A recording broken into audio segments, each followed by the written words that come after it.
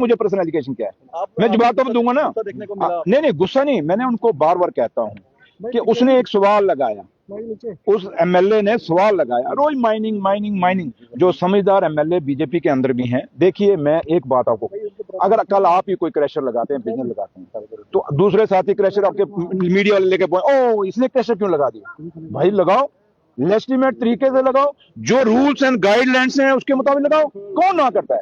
उसने डिटेल मांगी, हमने डिटेल रखी हुई थी, हमें पता है, लेकिन मैं आपको नहीं बोलूंगा। लेकिन अगर मैं ये पर्दा अगर उठेगा, सुरेंद्र चौधरी यहाँ खड़ा होकर कहता है और मां वैष्णो तरफ की हाथ खड़ा करके कहता है एक भी क्रैशर मेरा होगा, मेरे बच्चों के नाम होगा, जनाब रिजाइन कर जाऊंगा। क्यों मैं दाढ़ी से बोलता हूँ?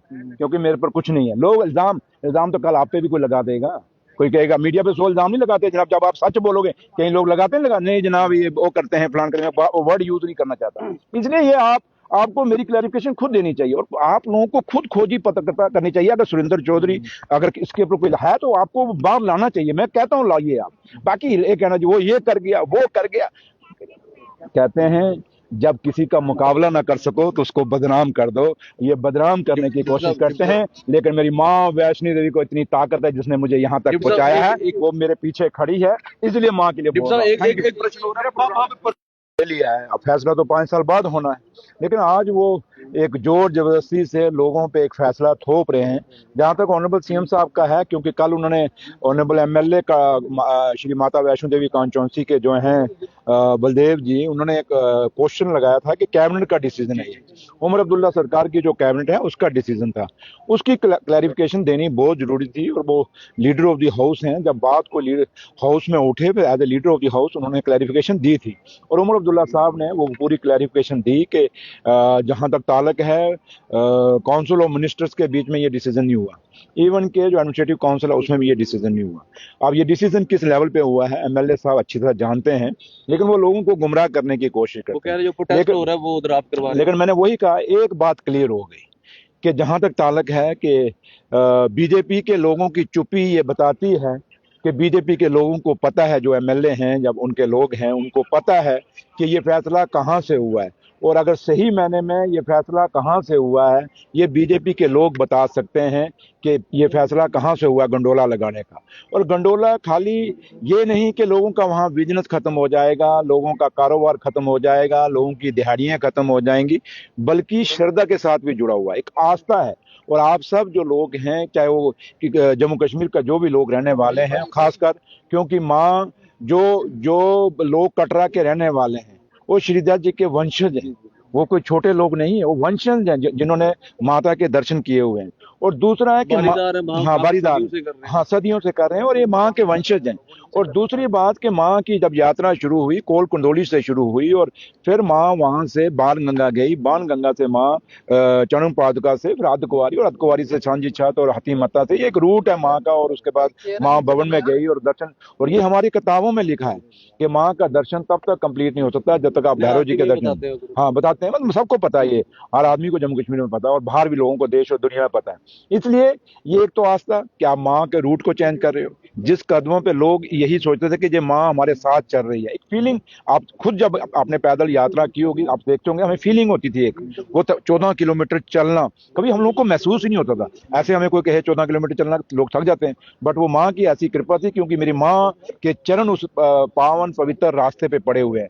आज आप उस रास्ते की इंपॉर्टेंस खत्म कर रहे हैं, ये आस्था से छेड़छाड़ नहीं है। और जो बीजेपी, दुख इस बात का आता है, जो बीजेपी सनातन की बात करती है, जो बीजेपी हिंदुओं की आस्था की बात करती है, जो बीजेपी भगवान श्री राम जी के उस पुल की बात करती है जो श्रीलंका में गया उसकी बात करती है, तो वहीं बीजेपी के दो चेहरे क्यों? वहां आप उस पुल की बात कर रहे हैं जो भगवान राम जी के हैं। एक सर वो माँ जिस माँ के चरण जिस रास्ते से पड़े हैं उसको आप उधर से लोगों को डाइवर्ट कर रहे हैं और आप गुंडोला के साथ जोड़ रहे हैं। और इसलिए ये आस्था प्लस बिजनेस, एक रोजगार लोगों का खत्म करना, वो कभी भी माँ वैष्णो देवी नहीं होने देगी। अब ये तो आज जोर जबरदस्ती से कर रहे हैं, ठीक है, डंडे के जोर पे पुलिस लगा के आप कर रहे हो। पहुंच चुका है चौधरी साहब, विधायक जी ने गंभीर आरोप लगाए हैं, आप लोगों ने कहा कि उनकी जान को खतरा, अगर उन्हें कुछ भी होता है तो उसके जिम्मेवार आप होंगे। देखिए ये पुलिस सिक्योरिटी किसके लिए, अगर बात उठाना, अब मुझ पे भी 100 गंभीर आरोप लगते हैं, आप रोज देखते हो कई ड्रामे हाउस के अंदर होते हैं, मेरे पर लगाते हैं। अब मैं कहूँ जी मेरी जान को कुछ हो गया तो वो जिम्मेदार, ये कौन सा है? आप फैसला सही करें ना भाई। हम जब दो चीजों पे बात कर रहे हैं, हम कहते हैं माँ की आस्था और आपकी आस्था है। जब तो आप लोग पत्रकार लोग हैं जो नहीं, माँ को बोल दिया, माँ को नहीं मानते, अगर मानते हो तो आपको ये खुद क्लैरिफिकेशन देनी चाहिए। ये बात जान की नहीं है, बात सुनिए सुनिए सुनिए सुनिए सुनिए, ये अब सुनिए नहीं यार, रिजाइन करना तो दे देना, कल उसने कहा था कैबिनेट डिसीजन हुआ है, तो अगर नहीं हुआ तो मैं रिजाइन को, तो किया क्यों नहीं रिजाइन? ये छोड़िए इस बात, मैं जो बात कह रहा हूं आपको, बात ये नहीं कि किसकी जान को खतरा है किसको नहीं, बात यह है कि लोगों के इंसाफ की बात है।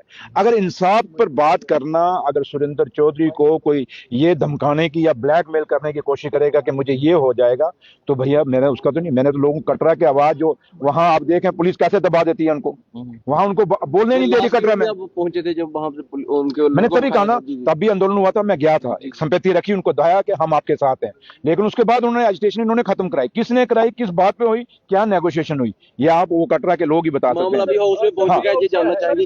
बात देखिए, बात यहाँ पर इसका हल बीजेपी के लोगों को पूछिए जो कहते हैं कि हम सनातन को लेके, सनातन की टोकरी जिन्होंने उठाई हुई है, जिन्होंने हिंदू धर्म की टोकरी उठाई हुई है, उनको बोलिए, आप बताएं इसका हल क्या है। हमने अपनी क्लैरिफिकेशन, जो हम पे बार बार कहते थे और आप लोग भी कहते थे ये उमर अब्दुल्ला सरकार का फैसला है, हमने अपनी क्लैरिटी दे दी। और जब जम्मू कश्मीर के ऑनरेबल चीफ मिनिस्टर, मेरे कायद, मेरे लीडर उमर अब्दुल्ला साहब ने हाउस में क्लैरिफिकेशन दे दी पूरा डॉक्यूमेंट्स की। दूसरा कि कल से लेकर आज तक जम्मू कश्मीर का डिप्टी चीफ मिनिस्टर आपके बीच में खड़ा है, अगर वो हिंदू हैं तो मैं हिंदू नहीं हूँ, क्या माँ मेरी नहीं है? और माँ जरूरी नहीं, माँ एक मुसलमान, जो कई लोग मुस्लिम में देखता हूँ जाके माथा टेकते हैं, कई सरदार जाके देखते हैं, कई ईसाई जाके माथा टेकते हैं। इसलिए किसी की आस्था किसकी कहाँ जुड़ी है कोई कुछ नहीं कह सकता, इसलिए, लेकिन ये आस्था की बात है और कटरा के सर्वाइवल की, कटरा के रोजगार की बात है। ये दोनों चीजों पे बीजेपी को अपनी क्लैरिटी करनी है। लिखित में सर उन्होंने कहा कि लिखित में दे दें, मैं रिजाइन कर दूंगा। चौधरी साहब कहा ऑर्डर आपकी सरकार का नहीं है, उन्होंने कहा कि लिखित में दे दीजिए, मैं रिजाइन कर दूंगा। आप एक सीनियर जर्नलिस्ट हैं और आप मुझे एक बचकाना सवाल पूछ रहे हैं। आप मुझे बताएं हाउस क्या होता है? हाउस की पोस्टरिंग इतिहास बनता है। ये आज हम हैं, कल नहीं भी होंगे, तब भी अगर हम नहीं होंगे तो ये प्रोसीडिंग में आएगा, और जब प्रोसीडिंग में कोई बात कही जाती है जनाब, इतिहास बनता है। कब वाजपेयी साहब ने क्या कहा, आज भी आप पार्लियामेंट में जाएं वो प्रोसीडिंग निकलेगी। चंद्रशेखर जी ने क्या कहा, वो प्रोसीडिंग निकलेगी। इसलिए आप ये सवाल मुझे मत पूछें, और मैं, क्योंकि आपकी भी जिम्मेदारी है, मीडिया कहे कि हम सिर्फ उनसे सवाल उठा और मेरे से उठा दिया, मेरे से उठाया उधर, नहीं, आप भी अपनी जिम्मेदारी, अगर आप कहते हैं वो ठीक कर रहे हैं तो आप कह दीजिए कि ठीक है। ये कौन सी बच्चों वाली खेल, मुझे लिख के दो मैं रिजाइन करूंगा, तू लिखेगा मैं रिजाइन करूंगा, ये बात रिजाइनों की नहीं। अगर रिजाइन की बात है तो जब कल उन्होंने कहा था कैबिनेट डिसीजन है, आज हमने कह दिया कैबिनेट डिसीजन नहीं है, तो कर दें रिजाइन, किसने मना किया? इसलिए मैंने कहा ना, ये तू मैं नहीं है, ये किसी के जिंदगी का सवाल है, किसी की आस्था का सवाल है, और इसको आप मत लाइटली लीजिए, इसको एज ए टीआरपी मत लीजिए, इसको लोगों के रोजगार के साथ जोड़ के देखिए। आप लोग लोकल हैं, जो लोग जम्मू कश्मीर के हैं, आप लोग समझ सकते हैं मैं क्या कह रहा हूं, इसलिए मैं ज्यादा, मेरी आदत नहीं, जो मैंने क्रशर के ऊपर भी सवाल उठाया गया, कुछ पर्सनल एलिगेशंस भी लगे हैं, उसके ऊपर बताइए क्या एलिगेशन, चलो बताओ क्या, आप भी बोल रहे थे बार बार क्रशर के ऊपर। हाँ बताओ क्या एलिगेशन, मेरे पर पर्सनल एलिगेशन क्या है, बताइए ना मुझे पर्सनल एलिगेशन क्या है, मैं जवाब तो दूंगा ना।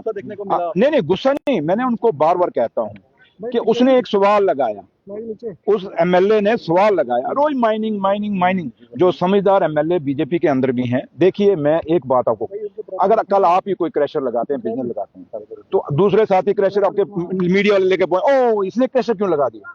भाई लगाओ, लेजिटिमेट तरीके से लगाओ, जो रूल्स एंड गाइडलाइंस हैं उसके मुताबिक लगाओ। कौन ना करता है? उसने डिटेल मांगी, हमने डिटेल रखी हुई थी, हमें पता है, लेकिन मैं आपको नहीं बोलूंगा। लेकिन अगर मैं ये पर्दा अगर उठेगा, सुरेंद्र चौधरी यहाँ खड़ा होकर कहता है और माँ वैष्णो तरफ हाथ खड़ा कर कहता है, एक भी क्रैशर मेरा होगा, मेरे बच्चों के नाम होगा, जनाब रिजाइन कर जाऊंगा। क्यों मैं दाढ़ी से बोलता हूँ? क्योंकि मेरे पर कुछ नहीं है। लोग इल्जाम तो कल आप पे भी कोई लगा देगा, कोई कहेगा मीडिया पे सो इल्जाम नहीं लगाते जनाब, जब आप सच बोलोगे। कई लोग लगाते हैं, नहीं जनाब ये वो करते हैं, फलान करते हैं, वर्ड यूज नहीं करना चाहता। इसलिए ये आपको मेरी क्लैरिफिकेशन खुद देनी चाहिए, और आप लोगों को खुद खोजी पत्रकारिता करनी चाहिए। अगर सुरेंद्र चौधरी अगर इसके ऊपर कोई है तो आपको बाहर लाना चाहिए, मैं कहता हूँ लाइए आप। बाकी ये कहना वो ये कर गया वो कर गया, कहते हैं जब किसी का मुकाबला ना कर सको तो उसको बदनाम कर दो। ये बदनाम करने की कोशिश करते हैं, लेकिन मेरी माँ वैष्णो देवी को इतनी ताकत है जिसने मुझे यहाँ तक पहुंचाया है, वो मेरे पीछे खड़ी है, इसलिए माँ के लिए बोल रहा हूं।